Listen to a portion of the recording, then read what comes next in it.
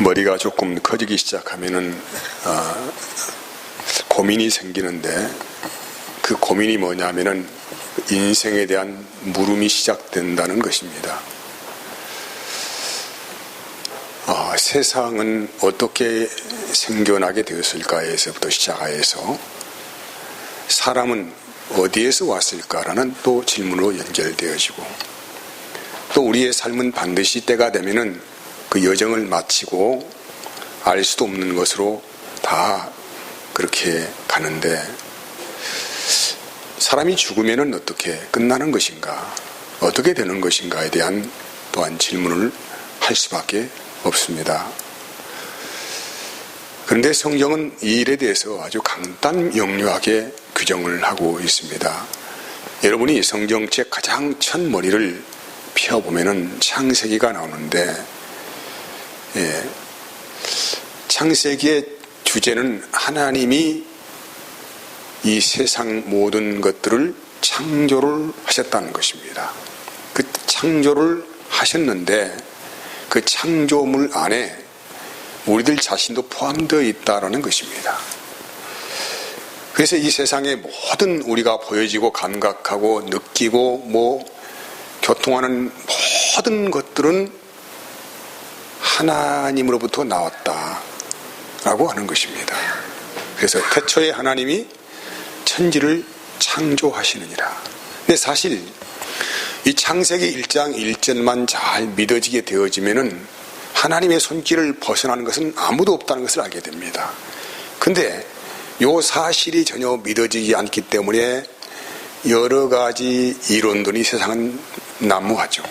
저도 한때 글되게 그런 궁금증이 많이 있어서 여러 학설들을 주장하는 책들을 좀 읽어보았지만 여전히 답답하기는 똑같았습니다. 그리고 창세기 1장 2절 말씀을 이어가는 말씀은 이런 기록이 있어요. 땅이 혼돈하고 공허하며 흑암이 깊음 위에 있고 하나님의 영은 수면 위에 운행을 하시느니라 라고 합니다. 하나님께서 천지를 창조를 하셨는데 그때는 땅이 매우 혼돈했다. 그리고 공허했고 흑암이 깊음 위에 있었다. 이것은 이제 질서가 거의 없는 상태에서 아주 혼잡하게 서로 엉치고 설쳐 있는 그런 모양새를 가지고 있다는 것을 표현하는 것입니다. 땅은 땅으로 있어야 하고 물은 물로 있어야 되는 것이죠. 그 경계가 분명히 있어야 된다는 것이죠. 그런데 땅과 물이 뒤범벅이 됐고 혼돈된 상태에서 있기 때문에 그때에 그 수면 위로 운행을 하시면서 바다와 땅의 경계를 가르시고 질서를 부여하신 분이 계셨는데 그분이 누구라는 거예요? 하나님의 영이다. 그래서 여기는 하나님의 영은 수면 위에 운행을 하셨느니라라고 하는 것입니다. 창조의 역사 첫머리부터 하나님의 생명을 부여하시는 한 존재가 등장을 하는데 그분을 성령 하나님이다, 하나님의 영이다 이렇게 부르고 있습니다. 신약 성경에서도 이와 동일한 말들이 기록이 되어 있는데 특별히 요한복음을 읽어보면은 세상이 어떻게 창조가 되었는가에 대한 소세한 설명을 하고 있습니다. 생명의 창조의 주체가 누구이신가? 우리 모든 인생들에게 생명을 부여하시는 주체가 누구이신가? 여기에서부터 요한복음을 시작합니다. 그분이 바로 누구라고 소개를 하고 있습니까? 예수 그리스도이시다라고 하는 거예요. 그러면 이 하나님께서 우리 인생에게 참 생명을 부여하시기 위해서, 다시 말한다면 창조하시기 위해서입니다. 그러니까 사람이 사람 노릇하고 살아가려면 반드시 세 가지 영역이 필요하잖아요. 몸도 있어야 하고 이 몸의 세계와 정신 세계를 지배하는 혼의 영역이 있어야 될 거 아니겠습니까? 근데 이것만 가지고는 하늘과의 교통이 어렵습니다. 그래서 하나님과의 교통을 하기 위해서는 반드시 우리 안에 영이 부어져야 한다. 이것을 하나님의 영이라고 합니다. 그러니까 하나님의 영이 있는 사람이 있고 하나님의 영이 없는 사람이 있다는 거예요. 지금 우리가 동일한 삶을 살고 있지만은 이 세상 안에는 남들이 가지고 있지 않는 또 다른 실체의 어떤 존재적인 의미가 있는데 바로 그게 뭐냐면은 하나님의 영을 소유한 사람이 있고 하나님의 영을 전혀 가지고 있지 않은 사람이 있다.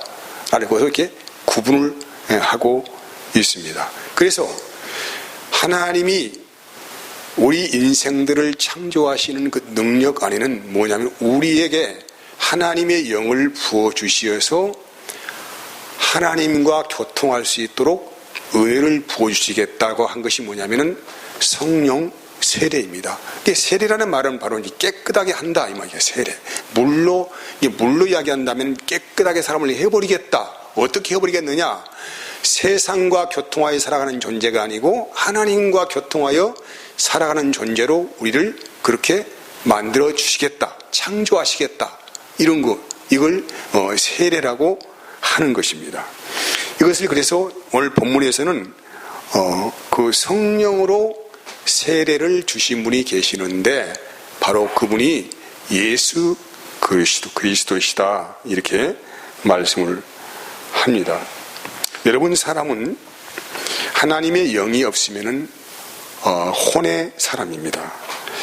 혼의 사람은 나름대로 자기 나름대로의 정신세계를 가지고 있습니다. 그리고 자기 스스로 깨닫기도 하고 어떤 걸 결정하기도 하고 또 자기 의식으로 살아가기도 합니다. 그래서 이 사람의 삶은 극히 감정적이고 감각적인 삶을 살 수밖에 없다라고 하는 거예요. 그래서 욕망대로 끌려가고 그 욕망 안에서 자기의 삶을 펼쳐나간다 이렇게 규정할 수 있습니다. 하지만은 이런 혼의 사람에게 하나님의 영이 부어지면은 새로운 인격이 관해서 탄생이 되게 된다 이 말입니다. 새로운 인격이. 이것을 하나님이 우리를 낳았다. 하나님이 새롭게 우리를 창조하셨다고 해서 거듭나게 하셨다. 중생하게 하셨다.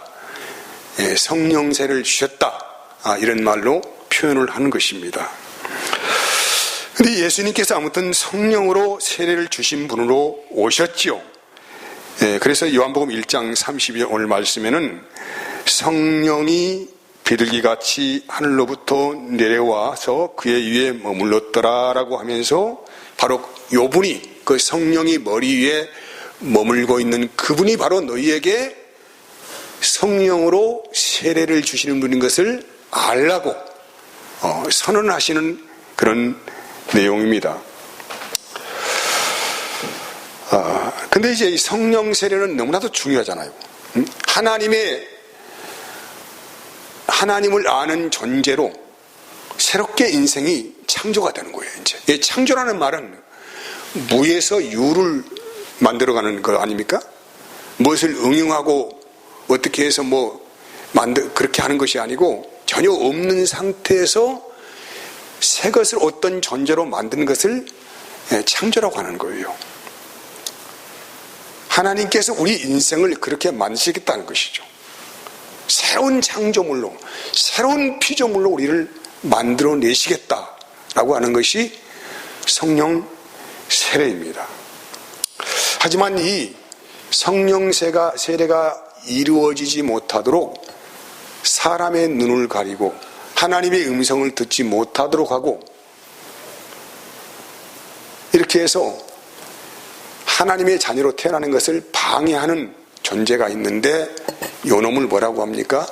바로 마귀라고 하는 거예요. 마귀. 이게 마귀의 등장은 하나님의 일을 방해하는 자로 세상의 왕이고 세상의 임금이죠. 이 마귀는 세상의 모든 풍조와 사상들을 만들어내서 그 이론을 가지고 살아갈 수 있도록 모든 인생들을 세상의 가치에 그냥 꽁꽁 묶어 버리는 일을 하고 있다는 것입니다. 그러니까 하나님을 부정하게 돼요. 자기의 이론이 높아지잖아요. 여러분, 왜 당신은 예수를 믿지 않습니까? 왜 하나님을 모르십니까? 이렇게 물어볼 때에 다 뭡니까? 자기의 생각을 가지고 있잖아요. 나는 이러이러한 이유 때문에 하나님을 부정한다. 나는 그냥 예수님이 그냥 3대 성인 정도의 분으로 생각한다. 뭐 이런 이론을 다 가지고 있는 거 아니겠습니까? 그럼 이런 이론을 누가 그 심령 안에 심어줬습니까? 태어나서 학교 다니다 공부하다 보니까 이런 이론이 생겨졌다고요? 물론 그렇습니다. 내용은 그런데 실제적으로 그 배우의 역사는 존재가 뭐냐면 사탄의 역사를 하여서 그 이론과 풍속과 가치관을 만들어내어서 사람을 간에 통째로 집어넣고 하나님을 볼 수 없도록, 하나님을 만날 수 없도록 그렇게 만들어 버리는 것입니다. 그래서 사탄은 얼마든지 세상의 문화와 정치와 이념과 여러 가지 이데올로기 사상들을 만들어내어서 그 가치의 사람들을 밀어놓고 그냥 삶아버리는 거예요. 여러분이 나이가 40이라고 한다면은 40년 동안 우리는 세상의 학문과 여러 가지의 가치 안에서 세상의 것을 배우고 살았습니다. 그 지식을 가지고 우리가 지금 하나님을 보려고 하고 있는 거예요. 그러니까 안 보이죠. 안 보이죠. 그 지식의 바탕이 깔려 있는데 어떻게 40년, 수십 년 동안 그런 가치에 살아갔는데 성경이 들려오고 하나님 말씀이 이해가 되겠습니까? 자기의 논리가 강한데. 아니, 그렇잖아요. 그래서 하나님이 하늘의 능력을 부어주시어서 하나님이 어떤 분인지를 알려주시겠다고 하는 강력한 능력을 부어주신 게 뭐냐면은 우리에게 뭐라고요? 성령 세례를 부어주시는 것입니다. 성령 세례. 이게 성령 세례 받지 않으면은 하나님 알 수 없어요. 성령 세례 받지 않으면은 하늘의 세계와 언어를 이해를 할 수가 없어요.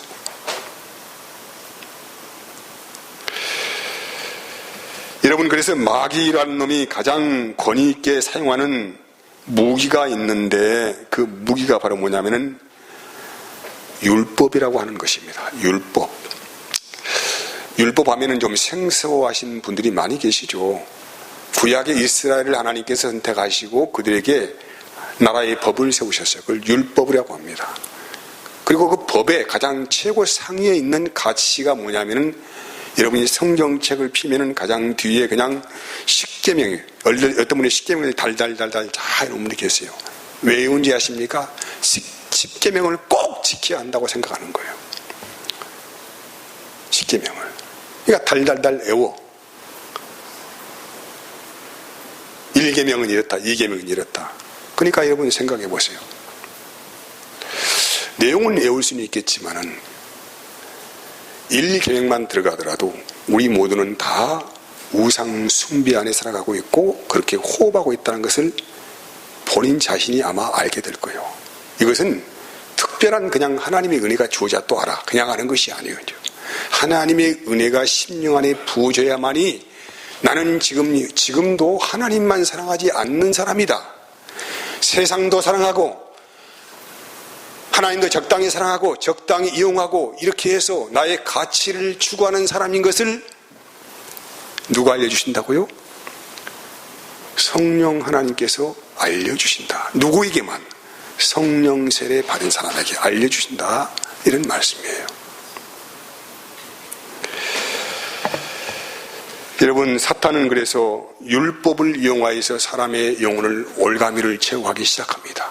왜? 하나님이 율법을 세우셨잖아요. 마귀가 율법을 세웠습니까? 마귀가 율법을 지키라고 요구를 했나요? 근데 하나님이 이스라엘을 사랑하는 자기 자녀들을 불러 세워서 하나님이 그들에게 이것만은 꼭 지켜보라고 말이야. 내가 그러면 너희들에게 복을 주는지 안 주는지 한번 나를 시험해보라고 말이야. 그렇게 요구를 하시고 약속을 하셔서 하나님께서 613가지의 율법을 세우시고 10가지 계명을 추려가지고 그들의 머리에 집어넣어 주셨습니다. 그런데 그때부터 인생들이 고민을 하기 시작합니다. 눈만 뜨면 율법을 외우고 암송하여 들어가든지 나가든지 이렇게 암송하고 머리에 이 손 여기다 붙이고 미간에다 붙이고 문가방에다 붙이고 그래서 들어오면서 나오면서 그걸 암송하고 다시 말씀 새겨보고 이렇게 하면서 삶을 그렇게 경건하게 살아보려고 했지만은 생각해 보십시오. 법이 있는 곳에는 항상 뭐가 있습니까? 뭐가 있게 되게 법이 있으면 법이 있는 곳에는 항상 그 법 아래 살아가는 사람들이 있을 것이고 그 법 아래 살아가는 사람들이 이제 여러 가지 모양으로 범죄를 하게 됩니다. 무슨 범죄입니까? 법을 어기는 범죄를 하게 되는 것이죠. 법이 있는 것은 항상 누가 있다고요? 죄인이 있어요. 죄인이. 사람의 하나님의 말씀이 선하고 고상한 것은 알겠지만은 요 안에 날마다 날 충동질하고 있는 욕망이라는 놈이 나를 그냥 두지 않잖아요. 나를 그냥 두지 않잖아요. 선한 말씀도 있고 내세된 약속도 있어요. 약속도 있는데 여러분 그 말씀이 선한 것은 알겠지만은 나의 능력으로는 그 말씀의 요구하심을 온전하게 지켜서 기쁨으로 하나님께 드릴 수 없다는 것이죠. 이게 우리 인생이 처음 율법을 만나는 사람의 고민입니다. 고민이요. 경건하게 살려고 하면은 더 거룩하게 살려고 하면은 목을 제어하고 나의 삶을 억압하고 재우는 그 뭔가가 어떤 힘이 능력이 늘 나를 이끌어가고 나를 제압하에 살아갑니다. 그게 뭐라고요? 율법입니다. 율법. 그래서 마귀는 틈만 나면은 하나님의 법정에 나가서 송사를 합니다. 하나님, 저 A집사가 율법의 몇 조 몇 항을 현재 어겼습니다. 하나님 판단해 주세요. 심판해 주세요. 하나님이 약속했잖아요. 저주를 준다고 약속했잖아요. 저주 줘야 되지 않습니까? 마귀는 틈만 나면은 율법 몇 종 몇 항을 가지고 나가서 하나님 법정에 나가서 읍소를 하는 거요. 저 집사는 어떤 장에 걸렸습니다. 저 집사는 이 장에 걸렸습니다. 하나님 어떻게 하실랍니까? 하나님의 공의가 살아있습니까? 이렇게 하면서 끝없이 우리에게 선함을 요구하면서 인생의 무거운 저울질을 하나씩 더 달아가는 것이죠. 요게 마귀가 하는 아주 간사한 인간의 영혼을 완전히 깡그리 저 나라로 깊이 떨어지게 하여서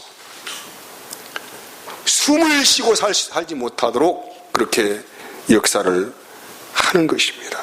여러분, 그래서 마귀의 공격을 받게 되어지면은 어떻게 될까요, 이제? 마음에 기쁨이 없어요. 죄책의식이 마음에 생깁니다.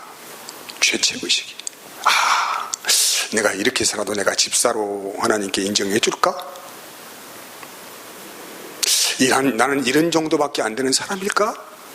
이상하게 마음의 양심이 발동돼가지고 인생이 괴로워. 그때부터 누가 그냥 대충 교회에 다니신 분은 그거 몰라. 근데 경건하게 살려고 하시는 분들은 이상한 죄책의식이 마음에 그때부터 사로잡히게 되는 거예요. 이상하게. 그리고 두 번째 고민이 생깁니다. 마귀의 이 고소를 받으면 두 번째 고민이 생기는데 혹시라도 내가 하나님의 저주를 받지 않을까라는 두려움이 생겨요. 그래서 무슨 일이 안 풀리면은 내가 그 일을 그때 잘못해가지고 하나님께서 나를 저주하신 거 아니냐, 이런 요상한 두려움이 생기기 시작하는 거예요. 이게 뭐냐면은 지금 내가 지금 사탄의 공격을 받고 있다는 증거입니다. 사탄의 공격을. 이 두 가지의 괴로움이 생기기 시작합니다. 누가 생긴다고요? 신앙생활 대충 하시면 이런 고민 없어요. 근데 경건하게 살아보려고 하는 사람에 대한 집중적인 공격이 시작되는 거예요. 그때부터. 사탄이 거예요. 뭘 가지고 마귀가 공격한다고요? 율법을 가지고 공격을 하기 시작합니다. 그런데 그때 나의 비참함을 내 스스로가 인정을 하게 됩니다. 인정을 하게 되고 성령 세례 받은 사람들은 하나님의 은혜가 임합니다. 그때 받는 은혜가 뭐냐면은, 자, 따라서 합시다. 죄는 바로 나다. 내가 바로 죄의 실체다. 이런 생각이 이 마음에 가득하게 생깁니다. 죄는 밖에 있는 게 아니죠.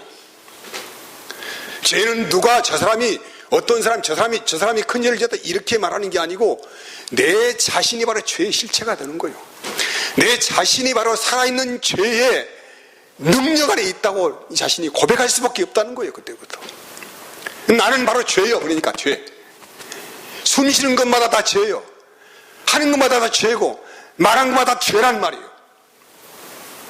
죄와 나는 떨어질래야 떨어질 수 없는 동일한 인격체로 현재 한 덩어리로 묶여 있다는 것을 알게 되는 거예요.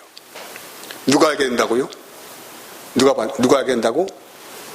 성령 세례 받은 사람이 자기 안에서 활동하고 있는 죄의 실체를 보게 됩니다. 누가 보게 된다고요? 성령 받은 사람이.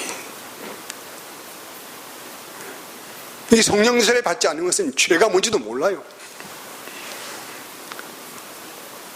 조금 잘하면 자기 자랑하고 조금 뭐면 뭐 어떻게 하고 이렇게 이 정도 수준이지 자기 자신이 죄의 실체를 모른다니까요. 그래서 오죽했으면은 그렇게 성령 충만한 사도 바울께서 자기 자신을 향하여서 고백을 했잖아요. 뭐라고 고백했어요, 그분이? 나는 그냥 죄인이 아닙니다. 나는 그냥 죄인이 아니고 죄인 중에서도 가장 뭐라고요? 우두머리, 두목입니다. 두목. 나는 그냥 죄인 아니에요.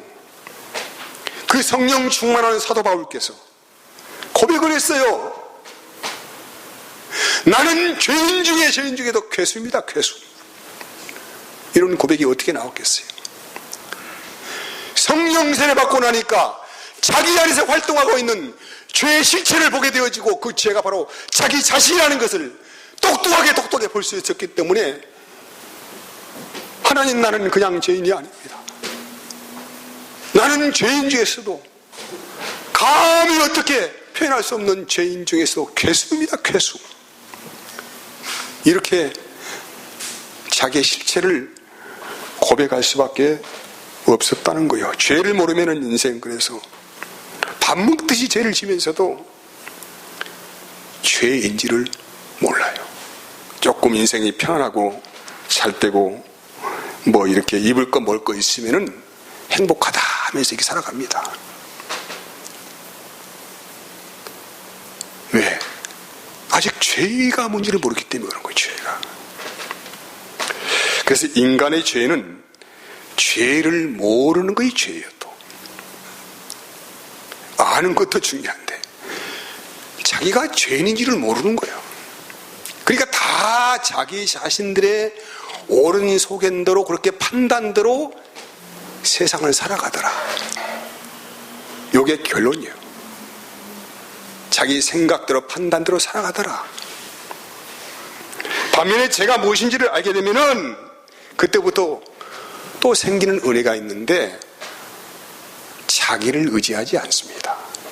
아니, 죄인이 어떻게 자기 자신의 죄의 삶을 의지하고 살아갑니까? 망할 짓 아닙니까, 그것은? 그러니까 죄의 실체가 자기 자신이 아는 사람도 그때부터 자기를 의지하지 않아요. 자기를 버리기 시작합니다. 왜? 죄인이기 때문에 자기를 버려요. 이제 로마서 7장 13절은 이렇게 말씀하고 있어요. 이는 계명으로 말미암아 죄로 심히 죄되게 하려 합니다. 이스라엘에게 율법을 주셨는데 왜 율법을 주셨다고요? 그 계명을 통하여서 죄를 더 심히 죄되게 하시려고 주셨다. 참 하나님 이상하신 분이요. 아니 법을 세워놓고 법을 지켜라고 하시면서 거기에 또 하나님의 속마음을 드러내시는데 내가 너희에게 율법을 준 것은 그 율법을 통하여 너희들도 죄인 만들려고 준 것이다. 죄인 만들려고 주신 것이다. 이렇게 로마서는 해석을 하고 있습니다.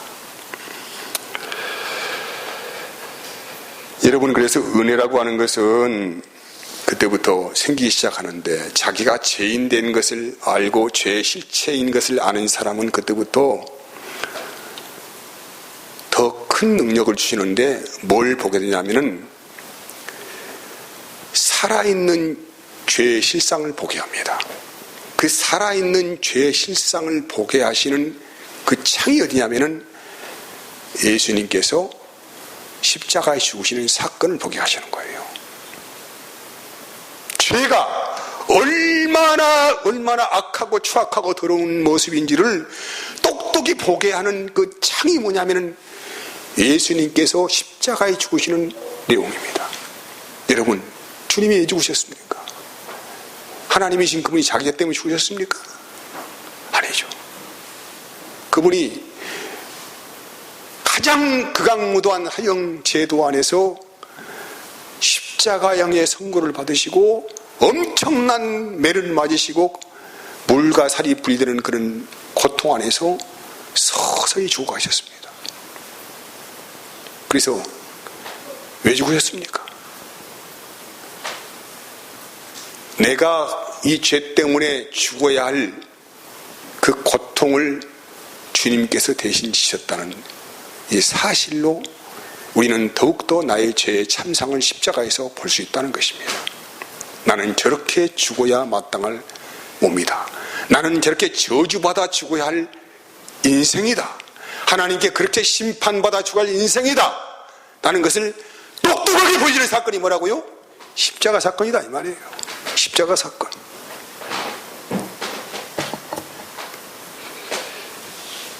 그래서 여러분, 하나님께서 성령 세례 주시면서 우리에게 뭘 주시냐면은, 뭘 보게 하시냐면은 예수님께서 십자가에 죽으신 사건을 보게 하시는데 그냥 예수님이 그냥 십자가에 죽은 게 아니에요. 이거 굉장히 중요한 내용입니다. 이제 왜 주님이 십자가에 죽으셨을까? 왜? 성경은 이렇게 말을 합니다. 자, 성경 봅시다. 자, 우리는 이제 이것을 보고 내 마음에서 내가 성령 세례 받은 사람 이걸 알 수 있어요. 자, 보십시다. 고린도전서 15장 3절 4절 말씀 봅시다. 자, 봅시다. 자, 뭐라고 기록되어 있을까? 같이 읽어봅시다. 자, 성경대로 그리스도께서 우리 죄를 위하여, 자, 시작. 자, 성경대로 그리스도께서 우리의 죄를 위하여 죽으시고 장사 지는 바 되셨다가 성경대로 사흘 만에 다시 살아나사입니다. 아주 중요한 단어가 있어요. 예수님께서 그냥 뭐 잡혀갖고 죽었다 그런 내용이 아니에요. 어떻게 죽으셨다고요? 어떻게 죽었어요? 예수님께서? 지금 금방 읽었잖아요. 어떻게 죽었다고요? 예수님께서? 성경대로 죽었어요. 성경대로란 말은 성경에 기록된 내용대로 죽으셨다 이 말이죠. 이제 어렵습니까 이 말이? 다시 말씀드릴게요. 성경은 말이에요, 창세기부터 요한계시록까지 예수님께서 어떻게 십자가에 죽으시는가에 대한 사실적인 표현을 그대로 예언한 내용입니다. 그분이 어떻게 잡히고 어떤 시간에 어떤 고문을 당하고 그 고문 당할 때 어떤 일이 이루어지고 어떻게 죽으시는가를 아주 정확하게 미리 예언했어요. 예언. 이게 앞으로 다가올 일을 미리 앞으로 너희를 구원할 구주 되시는 그 메시아는 그냥 메시아가 아니다. 성경대로 그분은 죽으실 것이다. 다시 말하면 성경에 기록된 대로 죽으실 것이다. 그리고 어떻게 살아나신다? 성경에 기록된 대로 살아나신다 이 말이에요. 이거 굉장히 중요합니다. 왜 중요하냐? 왜 중요하냐? 여러분 지금도 뭐 다른 나라는 제가 굳이 말하지 않겠습니다. 대한민국만 하더라도 자칭 내가 메시아다고 하는 사람들이 아주 많아요. 뭐 JMS 정명석, 통일교 문선명, 신천지 이만희, 또 뭐 아가동산에 또 누구, 또 뭐 재림예수교회, 안식일교회, 여호와증인, 뭐 그냥 사이비 빼놓고 이단들만, 그것 외에도 아주 많습니다. 아주 많습니다. 그러면 누가 진짜 메시아냐? 누가? 다 지가 정통이라고 다 이야기를 하고 있고 자기만 따라하라고 이야기하고 있는데, 그럼 누가, 우리는 어떻게 진짜 메시아를 구분할 것이냐 이 말이에요. 누가? 어떻게? 무슨 내용으로 구분할 것이냐 이 말이에요. 어느 분이 우리 진짜 하나님이시냐 이 말이에요. 어느 어떤 사람이? 신천지 이만희가 하나님입니까? 아니면 정명세가 하나님입니까? 통일교 문선명이 하나님입니까? 누가 하나님입니까? 어떻게 구분합니까? 어떻게? 다 제가 정통이라고 이야기를 하는데. 그래서 우리에게는 애언이 있다. 무슨 애언이다? 우리를 구원할 메시아는 어떻게 죽어야 한다고요? 성경대로예요. 성경대로. 요즘에 그 정명석이라는 사람 그 뭡니까? JMS 뭐 성폭력 해가지고 뭐 교도소 10년 하고 나오고 그런 일을 하면서 그때 그 성도들이 뭐라고 하는지 아세요? 자기를 고난받으시는 메시아로 정에서 생각하잖아요. 그게 아니고, 우리를 구원할 진정한 메시아는 그냥 죽는 게 아니에요. 그냥 고난받으신 게 아니고, 어느 날 갑자기 운하게 어떻게 되는 게 아니고, 성경에서 예언한 대로 그분은 죽으시고, 성경에서 예언한 대로 그분은 살아나셔야 된다 이 말이에요. 이 말이에요. 이 말씀 이해하시겠습니까? 이 말씀 이해하시겠어요? 기록된 대로, 인자는 기록된 대로 간다고 하시잖아요. 그래서 여러분 마태복음 읽어보시고 마가복음 읽어보시고 누가복음 읽고 요한복음 읽어보시면은 제일 마지막에 예수 십자가에 죽으시는 장면과 끌려가는 장면이 나오는데 다 지금 거기에 뭐라고? 성경을 응하게 하려 하십니다. 성경을 응하게 하려 하십니다. 성경을 응하게 하려 하십니다. 이렇게 기록되어 있잖아요.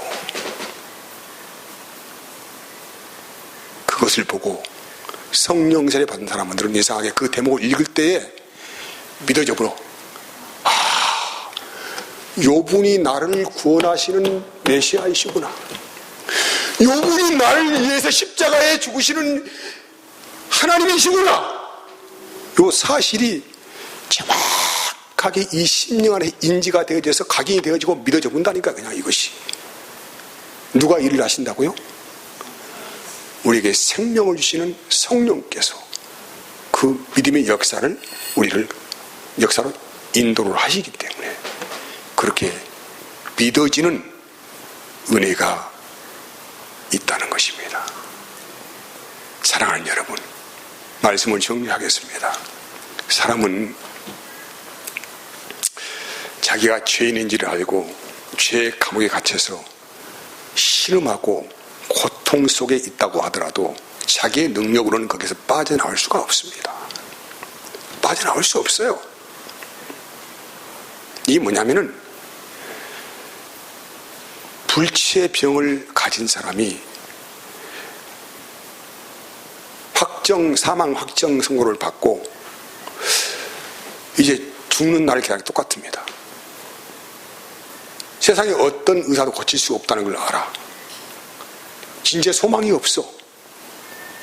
내가 뻔히 지금 죽어가는 거 알고 있어. 알고 있으면서도 거기에서 내 자신 스스로가 그 병마에서 빠져나올 수 있는 능력이 없다는 것에 대해서 인정을 하고 있지만은 방법이 없어. 방법이 없어. 뭐 어떻게 해야 됩니까? 이제 어떻게? 내 자신이 죄악이라고 하는 이 죄의 수렁텅이 안에서 허적거리며 있으면서 이 무거운 중압감이 살고 있으면서도 어떻게 해나갈 수 있는 방법이 없다는 데서 절망을 하고 있는 것이 아니고, 하나님이 우리에게 유일한 은혜를 부어주셨는데 그 은혜는 이제 다음 시간에 연예식에서 말씀을 드리도록 하겠습니다. 자, 기도하겠습니다. 하나님 감사합니다.